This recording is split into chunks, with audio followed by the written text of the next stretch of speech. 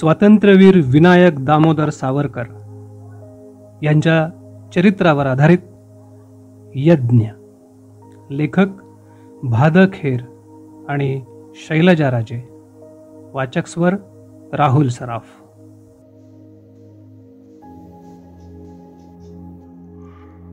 आम्हाला शिव्या देणारा बारी संपणार होता आणि मागे उरणार होतो फक्त आम्ही, श्रीकृष्णाच्या कोटी कोटी सेनेतील सैनिक.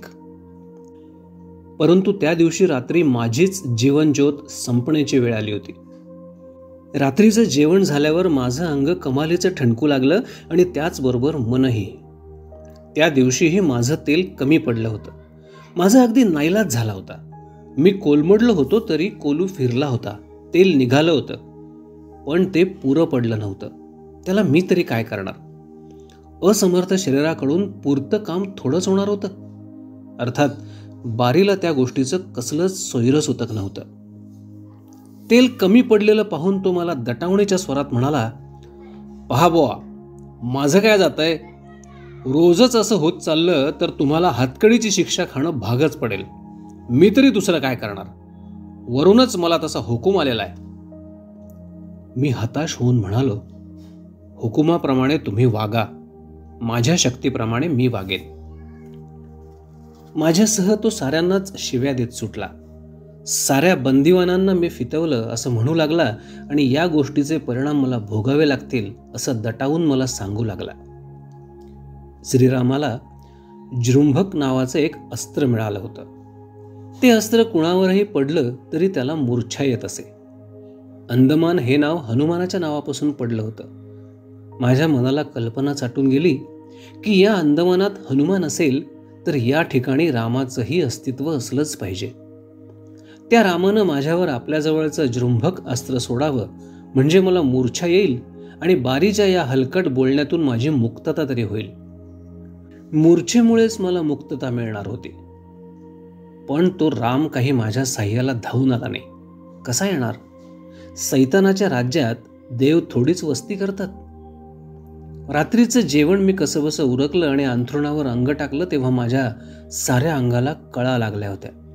अशा परिस्थितीत तेलाचं माप पुरं होणार नव्हतं आणि माझ्या पदरात हातकडीचं शिक्षेचं माप पडणार होतं. साऱ्या गोष्टी सहनशक्तीच्या पलीकडे गेल्या होत्या. आता मुक्तता होणार होती ती केवळ मृत्यूच्या त्या महाद्वारातून.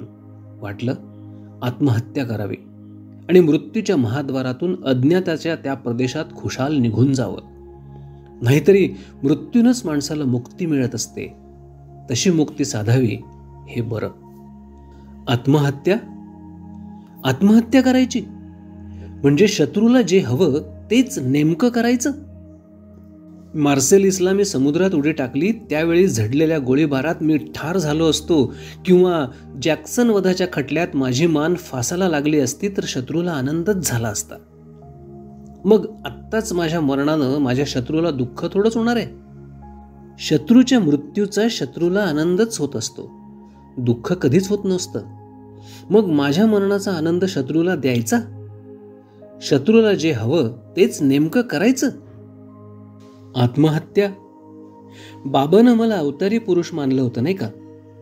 मग अवतारी पुरुष आपलं अवतार कार्य पुरं झाल्याशिवाय का अवतार समाप्ती करत असतात? कार्य उरलं आणि अवतार संपला असं कधीच घडत नसतं, कधीच घडलेलं नाही. अवतारी पुरुषांनी आजवर जे आत्मार्पण केलं ते कार्यसमाप्तीनंतरच. उभ्या भारतात वैदिक मीमांसकांच्या मताची जेव्हा पुन्हा प्रस्थापना झाली तेव्हा कुमारील भट्टांना आपलं जीवन कार्य संपल्याचा संदेश आपल्या अंतःकरणाच्या अवकाशातून मिळाला आणि मग स्वहस्ते चिता चेतवून त्यांनी अग्निकाष्ठ भक्षण केलं. शृंगेरी, द्वारका, पुरी व काश्मीर या चारी धामी अद्वैत मतप्रचारार्थ मठस्थापना केल्यावर श्री शंकराचार्यांना वैराग्य वृत्ती आली. त्यांचं कार्य संपलं होतं. गुहा प्रवेश करून ते समाधिस्थ झाले. बंगालमधील महान संत गौरांग प्रभू यांनी उभ्या बंगालभर भक्ती संप्रदायाचा प्रचार केला. एकदा जगन्नाथपुरीला त्या भजनानंदात दंग असताना तेथील सागराकडे बघता बघता त्यांना त्या सागरात श्रीकृष्णाचं श्यामवर्ण स्वरूप दिसू लागलं. ते रूप बघून त्यांच्या भावना उत्कट बनल्या. श्रीकृष्णाच्या रूपाशिवाय त्यांना दुसरं काही दिसेनाच. त्यांचं देहभान सरलं, जाणीव लोपली. हे कृष्ण, हे श्याम असा टाहो फोडून त्या दैवी स्वरूपाला आलिंगन देण्यासाठी म्हणून ते पुढे धावले. आणि त्या कृष्ण रूपाबरोबरच त्यांना जलसमाधी मिळाली. समाधी मिळाली तेव्हा कार्य काही उरलं नव्हतं. त्यांचं जीवन कृतकृत्य झालं होतं, धन्य झालं होतं. ज्ञानेश्वर, एकनाथ, तुकाराम आणि समर्थ रामदास हे सारे संत याच मार्गाने गेले. तत्वज्ञान मंदिराचे सुवर्ण कलशरूपी महान ग्रंथ लिहून त्यांनी आपली अवतार समाप्ती केली. भक्ती प्रेमामृताची कुरवंडी करून आणि कृतकृत्यतेच पसायदान मागून हे संत हरिचरणी स्वतःहून विलीन झाले. कालाच्या विशाल ओघात माणसाचं व्यक्तिगत जीवन हे फार तर एका दिवसासारखं असतं. म्याम असताम दिवस नसे व्यर्थ गमविला, दिवस असतांचेही म्हणून दुःख ना मला. अशी या साऱ्याच संत महात्म्यांची अवस्था झालेली होती. त्यांच्या आयुष्याचा सारा दिवस कारणी लागला होता. मग अस्तमानाचं दुःख त्यांना काय म्हणून वाटावं? धन्य जीवनाचं मरणही धन्यच असतं. माझं जीवन असं धन्य झालं होतं का?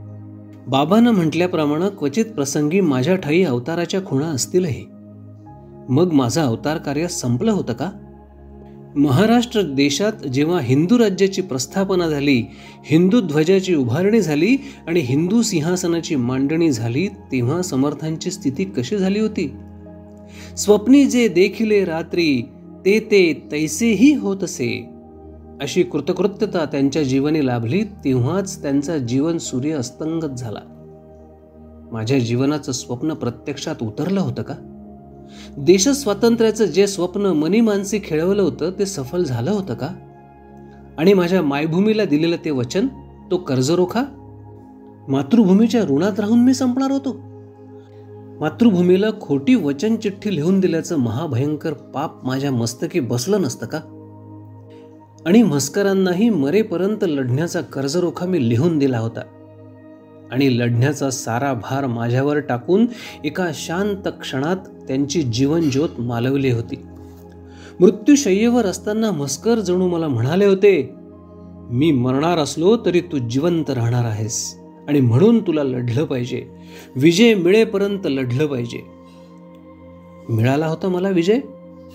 मी लढलो होतो, पण मला विजय मिळाला नव्हता.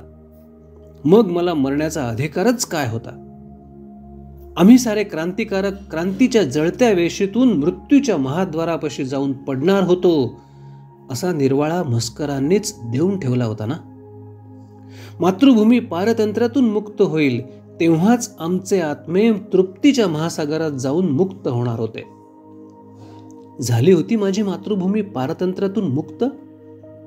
मग शत्रूला जिवंत ठेवून मातृभूमीला पारतंत्र्यात खितपत ठेवून मी काय म्हणून मरणार होतो? मृत्यूच्या महाद्वाराशी आमची वाट बघत असलेल्या म्हस्करांची आणि माझी भेट झाली असती म्हणजे मी त्यांना काय सांगू शकणार होतो? मी स्वतःहून मेलो आणि शत्रूला जिवंत ठेवलं, ही माझी सांगी म्हस्करांनी ऐकून तरी घेतली असती का? स्वातंत्र्याचं पसायदान मी माझ्या निवृत्तीपाशी मागेन, त्यावेळी माझा निवृत्तीनाथ मला जिवंत दिसला पाहिजे असं मी बाबालाच बजावलं होतं ना. मग स्वातंत्र्याचं पसायदान मागणारा त्याचा ज्ञानेश्वरच आत्मार्पण करून निघून गेला असता तर त्याला काय वाटलं असतं? आपल्या क्रांतिकृतीच्या रूपानं मायभूमीच्या स्वातंत्र्याचा अमृतानुभव लिहिण्यापूर्वीच या ज्ञानेश्वरानं आपली अवतार समाप्ती केली, ही गोष्ट माझ्या त्या निवृत्तीनाथाला पटली असती का? माझ्या मनात मृत्यूचा अंधार दाटला होता आणि बाहेरच्या सृष्टीवरही घनदाट अंधार दाटून आला होता. मी कुठे आहे? माझ्या मनात कसले विचार चालले आहेत? माझ्या मनात कसली खळबळ माजली आहे? या गोष्टी मला क्षणभर कळेनाशा झाल्या. माझं अस्तित्वच मी क्षणभर विसरून गेलो. मी आलो कुठून, आहे कुठे आणि जाणार कुठे हे माझं मलाच कळेना.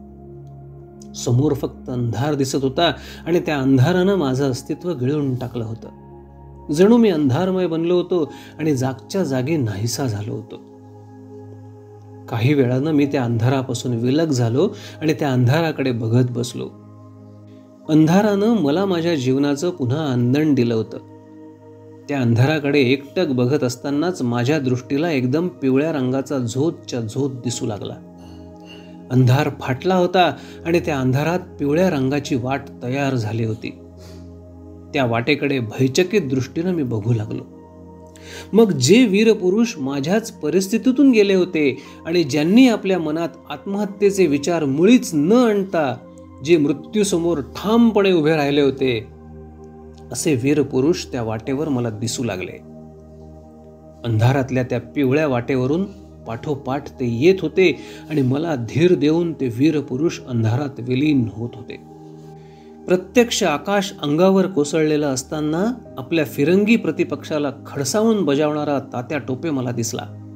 इंग्रजी न्यायालयात तो आपली अखेरची जबानी सादर करत होता आणि म्हणत होता, मी इंग्रजांचा सेवक कधीच नव्हतो, त्यामुळे त्यांच्याशी राजद्रोह केल्याचा प्रश्नच उद्भवत नाही.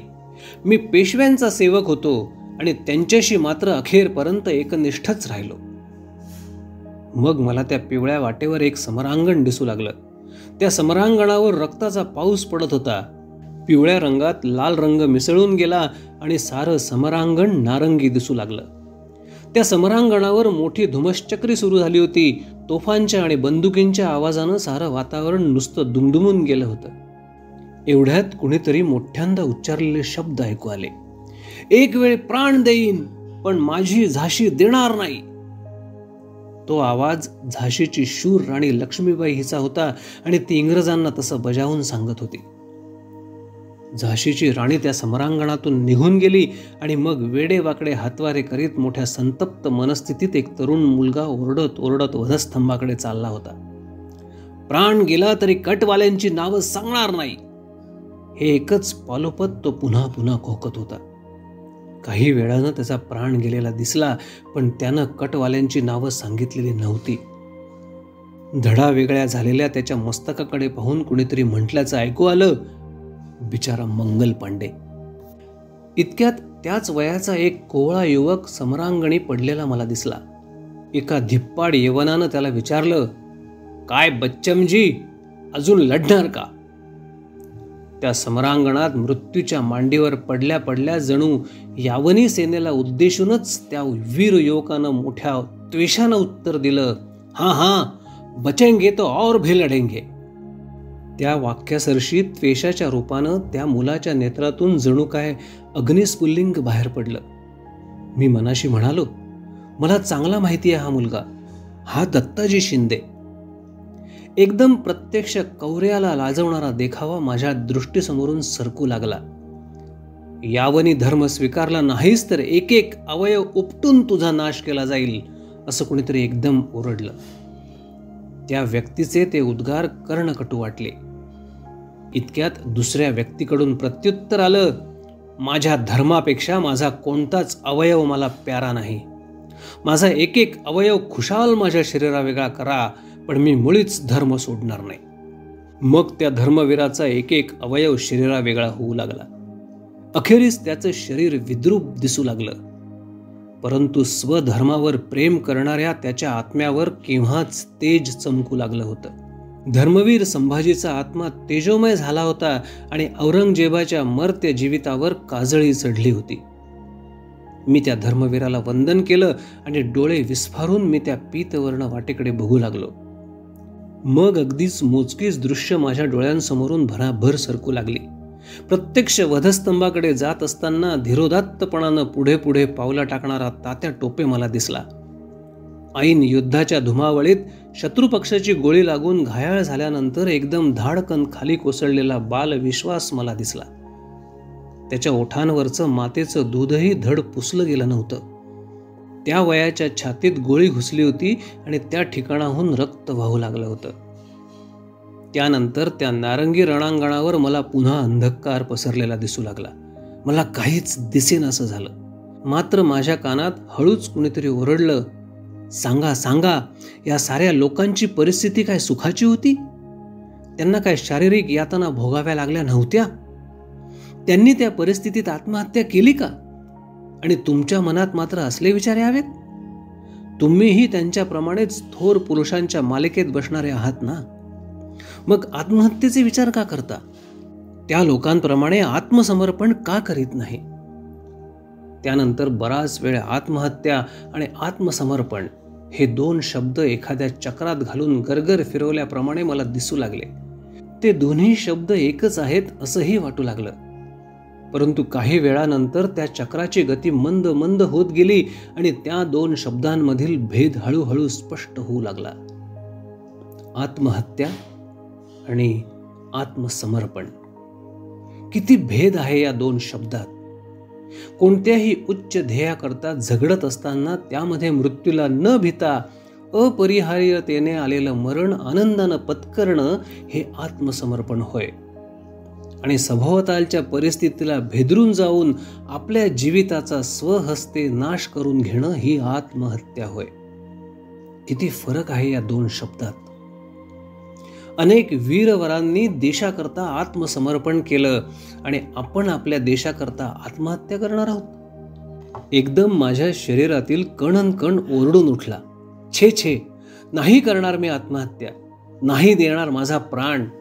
एक वेळ मला मरणप्राय यातना देणाऱ्या त्या बारीचा प्राण घेईन, पण माझा प्राण देणार नाही, नाही देणार. प्राण घेईन, त्याचा प्राण घेईन. माझ्या बहकलेल्या वृत्तीला एकदम आळा बसला. एकाएकी माझ्या अंतःकरणात प्रचंड शक्ती निर्माण झाल्याचा भास होऊ लागला. सारं शरीर थंडगार पडलं. मनाच्या यातनांबरोबरच शरीराच्या यातनाही कुठल्या कुठे पळून गेल्या. अंतःकरणातून आनंदाचा आणि सुखशांतीचा झरा अखंडपणानं वाहू लागला. जिकडे तिकडे मला प्रकृती मातेचा खेळ दिसू लागला. प्रत्येक वस्तुमात्रात आत्मा या नावाचं एक महान तत्व अंतर्भूत झालेलं आहे असा स्पष्ट भास मला झाला. प्रत्यक्ष परमेश्वर येऊन मला आलिंगन देतोय आणि त्या आलिंगनाबरोबर माझ्या मनाच्या व शरीराच्या आधीव्याधी तो पिळवटून काढतोय असं वाटू लागलं. मग मला वाटलं की मी अंदमानातील त्या भयान कोठडीत नसून भगूरला खंडोबाच्या देवळात गेलोय आणि माझ्या घराण्यातील अष्टभुजेनं मला आपल्या अंगावर घेऊन ती देवी माता माझ्या पाठीवरून प्रेमळपणानं हात फिरवते. एवढ्यात कुठूनशी माझी येसूवहिनी आलेली आहे आणि माझी कान उघडणी करून मला म्हणतीये, स्वतःबरोबर देशालाही मोठं करण्यासाठी तुम्ही विलायतेला गेलात आणि देशाला मोठं न करताच तुम्ही आत्महत्या करून चाललाय. भाऊजी, घराण्याचं नाव अशानं का मोठं होणार आहे? माझी वहिनी जिथे असेल तिथे तिला ऐकू जावं म्हणून मला मोठ्यांदा ओरडावंसं वाटलं. नाही नाही ग वहिनी, आत्महत्या करणार नाही मी. देशाला दास्यमुक्त करीन. देशाला तसा कर्जरोखाच लिहून दिलाय ना मी. मन जसं भडकलं तसंच ते शांत झालं. माणसाचं जीवन हे त्याचं थोडंच असतं. ज्यांचं ते असतं त्यांचा अधिकार त्याच्यावर चालत असतो. मला आत्महत्येचा अधिकारच काय होता? थोड्याच वेळात माझा अंतर्बाह्य देह सात्विक वृत्तींनी पुरेपूर बहरून गेला. यज्ञ. लेखक भादखेर आणि शैलजा राजे. वाचक स्वर राहुल सराफ.